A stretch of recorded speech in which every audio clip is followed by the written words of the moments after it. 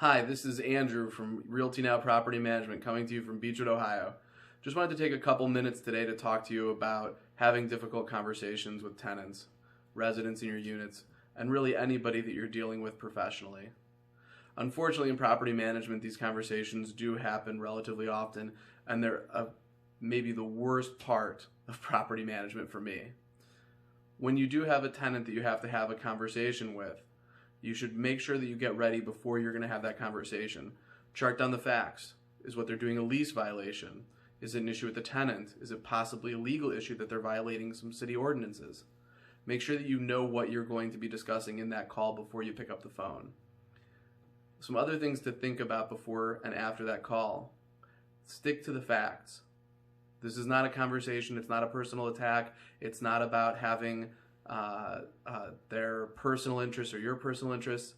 It's all about what the facts are.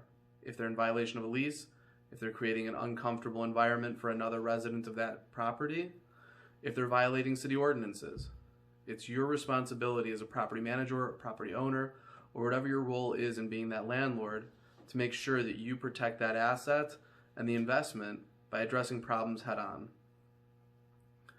One of the things that we make sure to do in every case is document that phone call.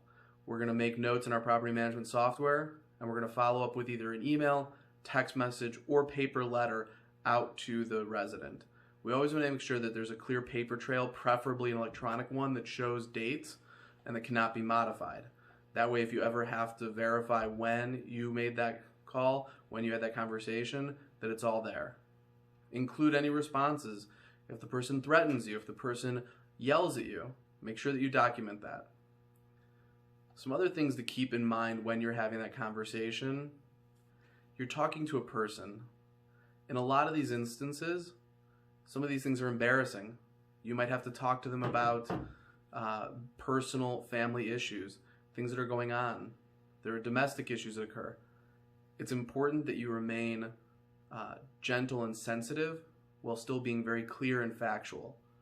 Make sure that you hit the points that need to be discussed and don't get dragged on a tangent about something else. If you have any questions about this video or anything else about tenant-landlord relationships or investment properties, please feel free to reach out to us at Realty Now Property Management.